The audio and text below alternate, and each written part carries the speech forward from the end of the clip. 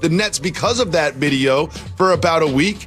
Jalen, what is going on with Kyrie Irving? That's your man. When KD looks down at his phone and it's Sean Marks and it's Steve Nash and it's Mike D'Antoni, the text says, that's your man. And then he had the nerve to go dolo from state to state. How about that, Jacoby? So hold on. I saw the footage, dog. I saw the footage.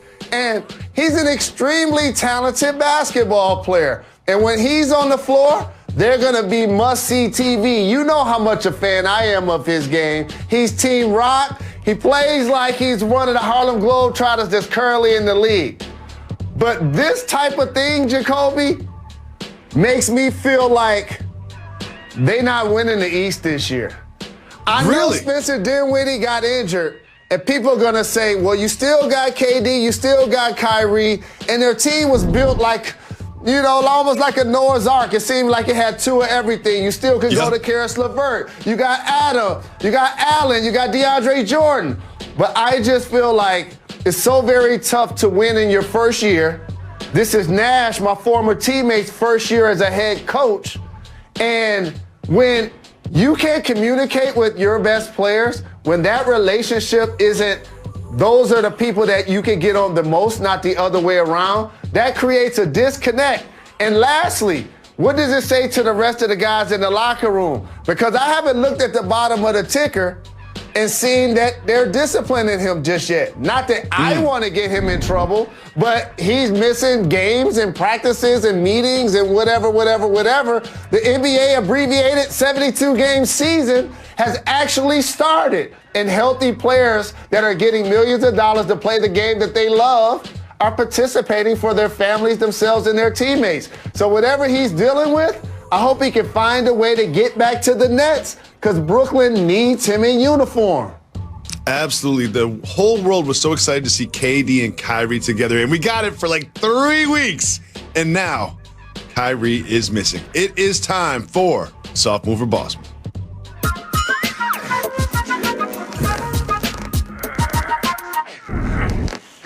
So a married couple was sitting on the couch just watching some TV when the wife noticed that the gentleman's phone was over there on the kitchen counter. So what did she do? She texted him. What happened next? He realized that he's got a text in the kitchen, so he gets up to get it. And what does the text say? Please bring the chips on your way back. Jalen, soft move or boss move, preemptively texting for the chips when you're sitting next to your husband on the couch. That's a boss move. Masked at a family birthday party. The video showing Irving smiling and dancing with his sister Asia. If the video is recent, it could breach the NBA's coronavirus protocols. Irving has been ruled out for tonight's game against Denver, his fourth straight missed game. We welcome in Malika Andrews now to tell us more about this. And what is the latest right now on that situation with Kyrie Irving? Well, Nabil, Adrian Wojnarowski and I have been told by sources that the expectation is that at a minimum, Kyrie Irving will miss not only today's game against Denver, but also on Wednesday, tomorrow at the New York Knicks, and then also hosting Orlando on Saturday. Those games, again, he is expected to miss. Now, in terms of that video, remember that there is precedent for this. The NBA has stipulated in its COVID protocols that players are prohibited from going to bars, to clubs, to lounges. And in addition to that, they are also barred from having gatherings or attending gatherings of more than 15 people. James Harden did it earlier this season. He was found to be in violation of those protocols. He was fined $50,000 and he missed 4 games in quarantine. But remember, when he missed 4 days in quarantine, he didn't miss an actual game. So if he were to miss a game, the league says that he would be fined 1/72nd of his salary. That's what could happen in terms of Kyrie Irving moving forward. But again, this is something that is in the early stages of being reviewed.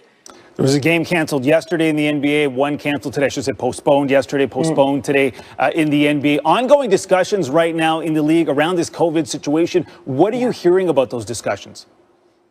Well, as Adrian Wojnarowski reported, the Board of Governors is expected to hold or will hold a special session later today to discuss that. But really what I am hearing from folks around the league is that right now the focus is how can they tighten the protocols that they have in place in order to avoid having to shut down or do something more drastic. Now, on ESPN.com, there's some expansive reporting on this that could include simple things like when they're on the court after games, potentially not hugging, not high-fiving, doing some of the visiting that they do, tightening up the mask wearing rules, re-examining whether or not those 3 approved restaurants in every city are something that they can continue to do when teams are on the road. Those are the things that the league right now is re-examining, looking at changing, looking at tweaking so that games can keep going, but they can get these COVID numbers down so that teams aren't without all of these players and games end up being postponed.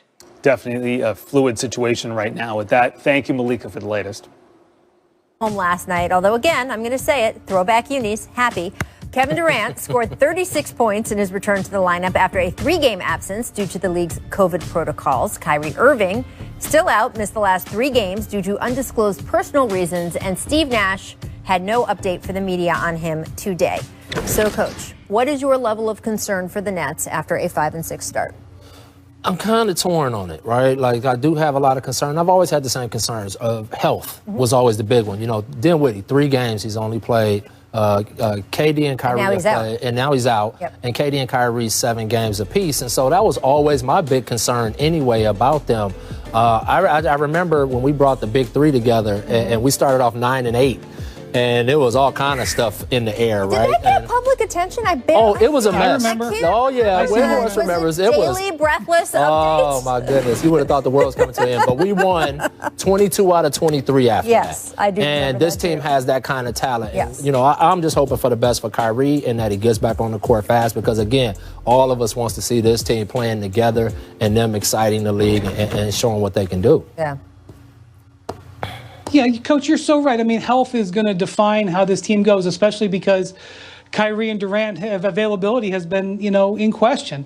But to me, I still think their biggest thing they've got to wrestle with is defense. And I know that their defensive numbers don't look so bad, but, fundamentally, they are a suspect defensive team.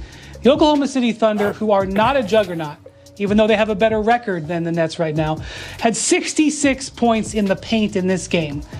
That is not allowable. You just can't do it.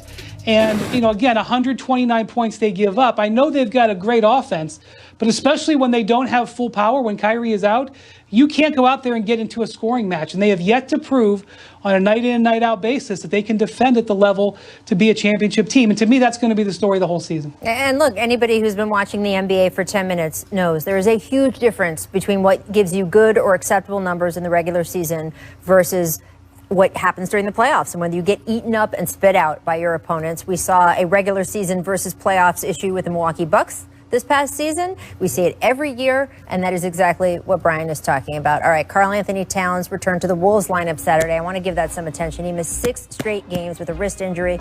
Obviously, an incredibly difficult season for him overall. He scored 25 points in his return. Now, he did sit out Sundays back-to-back as a precaution, according to the team. Brian, what impact do you think Cat's return has on the Wolves season going forward? Because they're not going anywhere without him. But even with him, what do you see? Right. Yeah, I mean, they're already teetering with where their record is. And Karl Towns said that when he first saw the doctor with this wrist injury, which is a dislocated bone in his wrist. I can't say I've seen it or even heard about it very often. They told him he was looking at 6 to 8 weeks. Ooh. If he was out 6 weeks, I think the Timberwolves would have been done. And I mean, they are already, like I said, in a gray zone, at this point. So he's pushing it, coming back at 2 weeks. Now, he put up good numbers in his first game. He said he doesn't have great feeling in that hand, that he doesn't have, that hand is not really that functional. But if he can put up those numbers, he's given them a chance. And coming back now, it's a move. We'll see whether or not it pays off for them. But, he was supposed to be out a month longer. Yeah, and I just think, one, he'll galvanize them. I mean, after everything that they've gone through, I think the team will rally around him. I think with him, they're a fringe playoff team, maybe. Like, they really got to play well. But without him, there's no chance. And it's like I said, it's tough in the West. So even with him, I think it's very difficult for them to get into the dance. But he is just a huge factor for them. I think his whole, purpose right now is to honor his mom, honor his family, play with great joy, find something every day to appreciate in her honor. And hopefully his team will rally around him and we could see some exciting basketball come out of Minnesota. Yeah, it's still incredibly hard. He has talked about the fact that, look, I can't just lose myself in basketball. Some people can do that after a huge loss. He said, that's not it. He said, every time I step on the court, all I think about is my mom's not here. And I have such admiration for him going forward with everything that he and so many Americans have been through this past year, dealing with deaths due to coronavirus. And I think it is going to be tough for that team. It's such a shame because they high expectations. I know that they had, especially getting Kat and D'Lo together in the first place. They sort of mapped out what they wanted the next 2 to 3 years to look like. And this is certainly not happening right now. All right, let's talk a little bit about the Mavericks. Kristaps Porzingis expected to make his debut today, but that was before Mavericks Pelicans was postponed. He has been recovering from meniscus surgery. Now, Fizz, the Mavs currently in the middle of the pack in the West with a 5-4 record. Does the return of a healthy unicorn put them in the upper echelon of the conference? Absolutely. There's no question about this. First off, how good is Luka? Let's just put that out there. 5-4 in the West, no Kristaps. Yep. And Dallas has a good basketball team surrounding them. I don't want to just say it's like it's just them. But Kristaps Porzingis showed when he's on the team and when he's out there playing for them, you saw in the Clippers series, how big was that to have him out there? Sure. He was ejected, totally different deal. When he went out with the injury, totally different deal. If he was in that series, they might have had a chance to really win that series, and I'm not stretching on that. So him being that stretch set, that 7-footer, that defensive guy at the rim with Luka Doncic, definitely in the top of the pack in the West. Yeah, are they a high-level team with Porzingis? Yes. Are they a championship contender?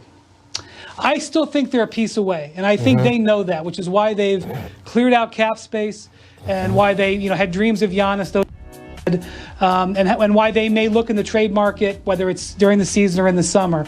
It doesn't have to be another all-star player, but I still think they need another high-level piece. Now, we still don't really know what the ceiling for Luka is. And Rick Carlisle has been a little bit disappointed with their level of focus early in the